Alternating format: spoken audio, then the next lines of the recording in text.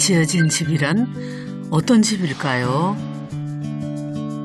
어쩌면 오늘 우리가 찾아갈 이 집에서 그 답을 찾을 수 있을지도 모르겠네요. 우리가 찾아온 첫 번째 집은 부모를 위해 딸이 직접 설계한 집입니다. 한껏 연못을 끌어안고 있는 집.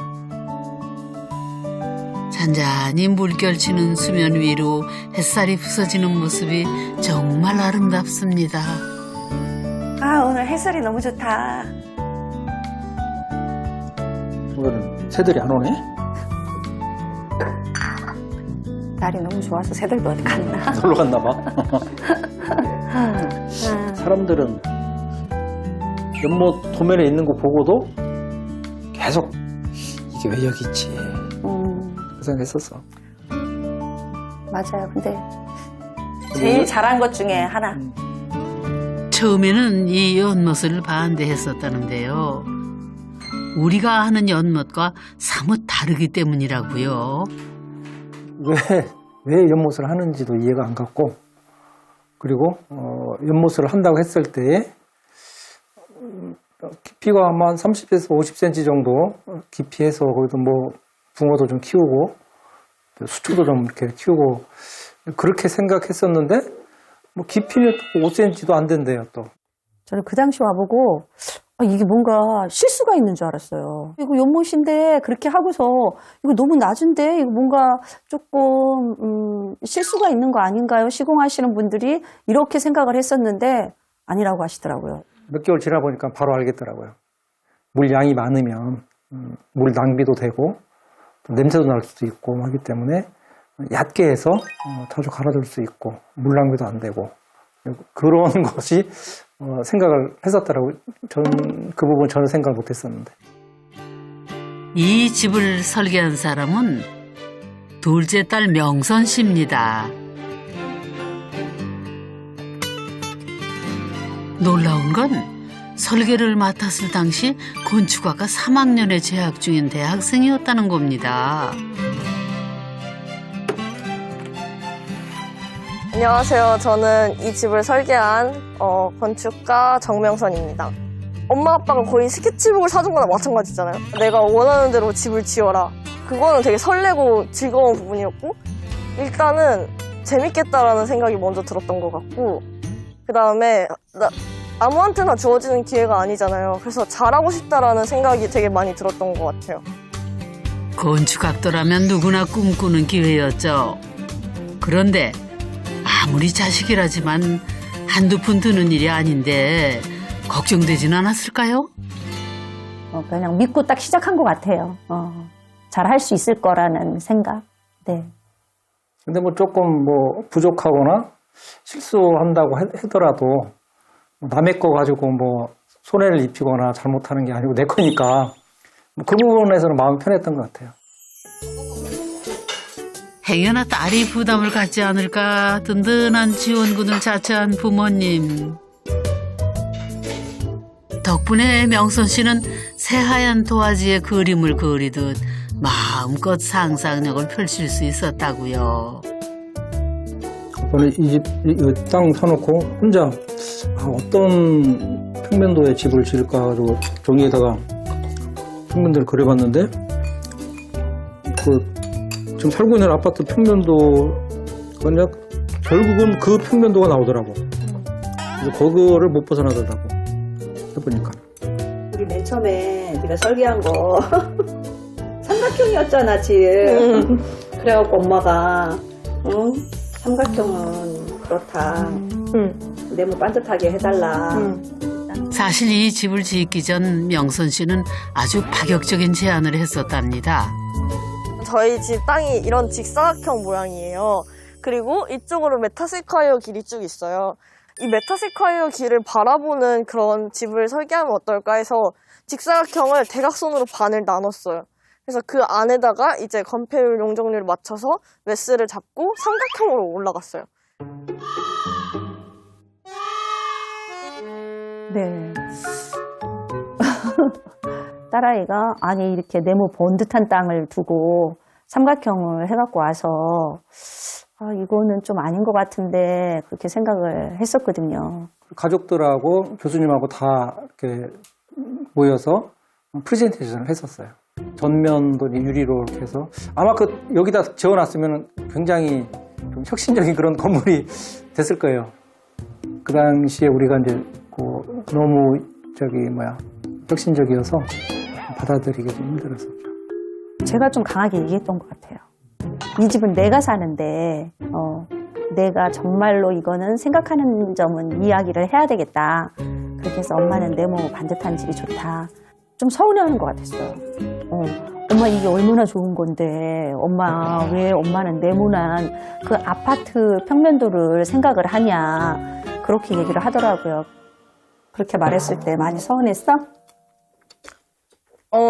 그때는 처음 해보는 거니까 그 욕심이 되게 많이 있었는데 그 욕심을 내려놓기가 쉽지 않았던 것 같아. 그치. 그러니까 내가 하고 싶은 대로 사실 학교 설계는 내가 하고 싶은 대로 다 할 수 있는 설계였는데 이거는 내가 하고 싶은 대로 할 수 있는 게 아니라 건축주라는 존재가 존재를 하니까 그렇지. 이게 내가 하고 싶은 걸 못한다는 사실이 되게 좀 억울했던 것 같기도 하고 첫 좌절 뒤 휴학을 결정했습니다. 그리고 진짜 부모님을 위한 집이 무엇인지 고민하는 시간을 가졌죠.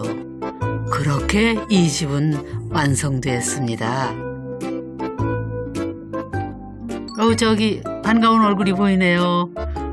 오늘 찾아갈 집은요, 연못이 있는 집이랍니다. 근데 여기 그 집들이 픽지가 그렇게 크지가 않아가지고 마당이 이렇게 크게 만든 집은 별로 없는 것 같아요. 그러면 연못이 있다 그러면은 마당이 넓어야 되잖아요.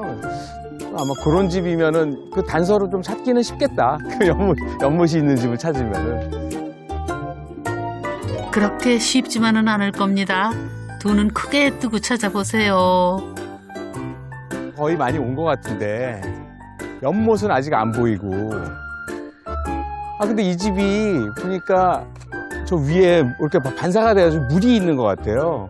나는 이제 이렇게 땅에 이렇게 만들어진 연못만 생각을 하고 왔는데 그게 아니고 저기를 보니까 수공간을 이렇게 만들었네요.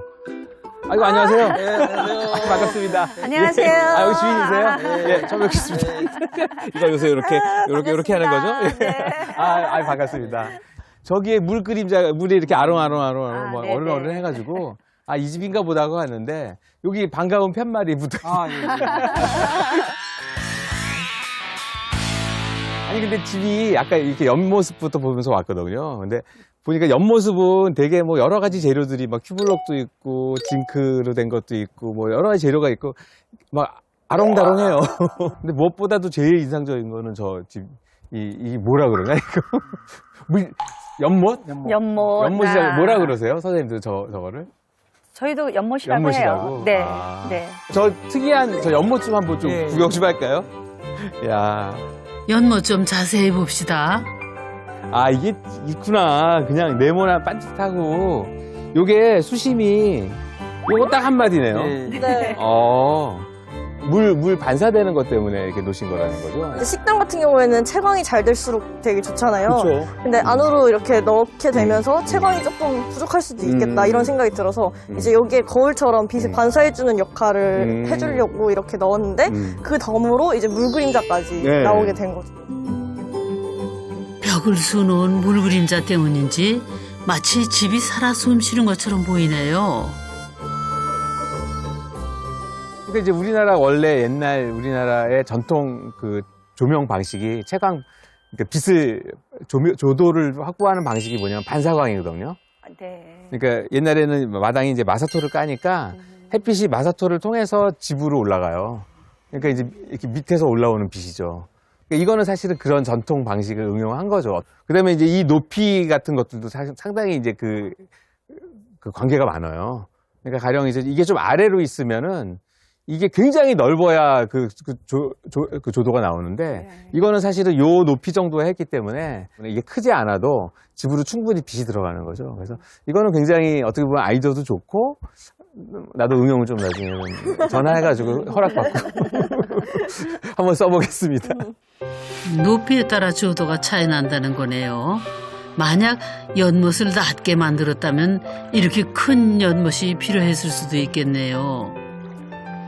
오늘처럼 볕 좋은 날에는 집이 더 화사해진다는데 얼른 들어가 볼까요?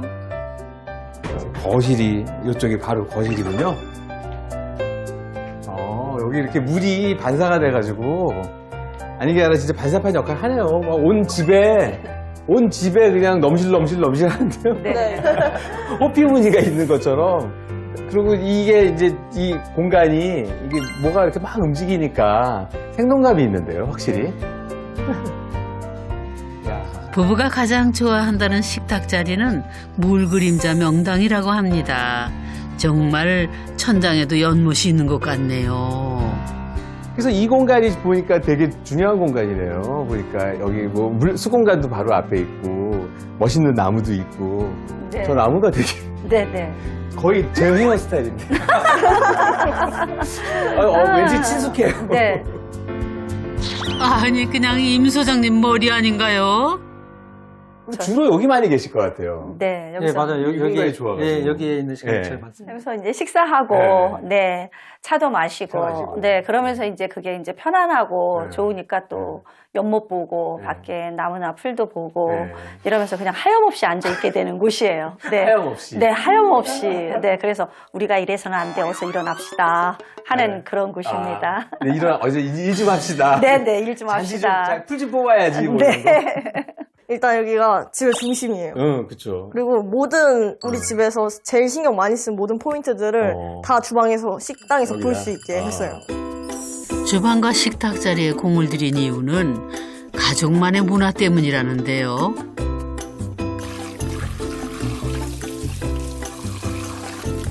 언제나처럼 식사 준비 중인 부부는 무엇이든 함께 하는 걸 좋아한답니다. 좋지?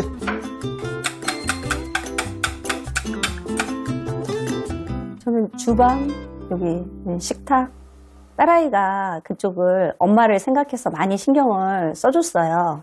온 집안을 다 이렇게 네, 연결이 되는 장소거든요. 다른 가족이 어디에 있는지 알 수 있고, 제가 또 주방 일을 하면서도 밖에 경치도 볼 수 있고, 집 안도 볼 수 있고, 네, 연못도 볼 수 있고, 그래서 저 주방이 좋아요.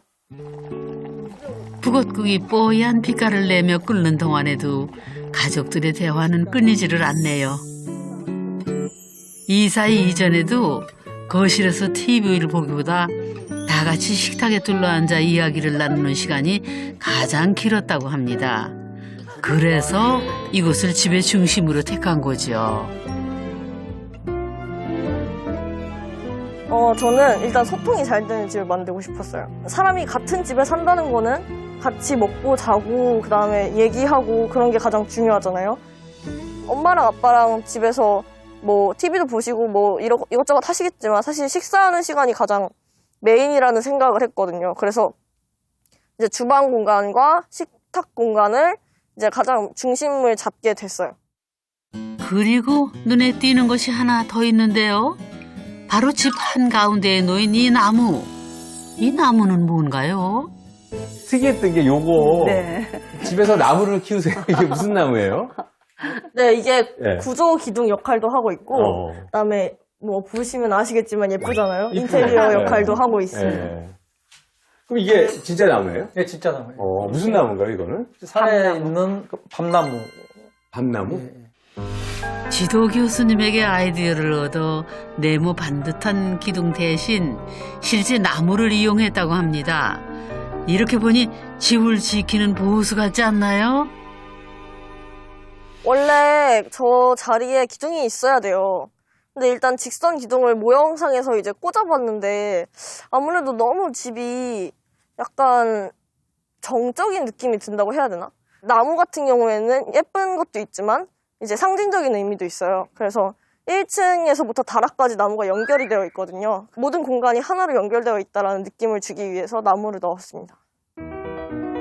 구조적인 역할을 하면서도 미적인 요소까지 높인 나무 기둥. 그런데 여기에 재미까지 살렸다고 합니다.